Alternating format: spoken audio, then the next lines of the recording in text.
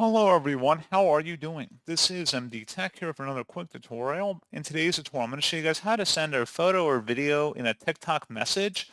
So this should hopefully be a pretty straightforward process here, guys. And without further ado, let's go ahead and jump right into it.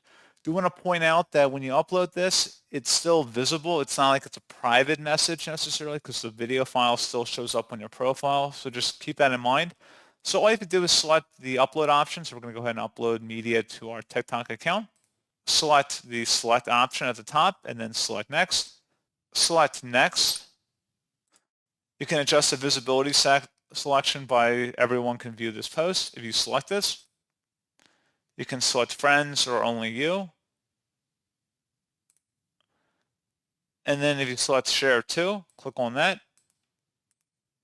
You can select either text or Facebook, and then you would select post. And then once you have it posted, you have the ability to then even share it further, again, by selecting the little share icon next to the post. And that's pretty much all you would have to do. So pretty straightforward process, guys. And as always, thank you for watching. I do hope I was able to help you out, and I do look forward to catching you all in the next tutorial. Goodbye.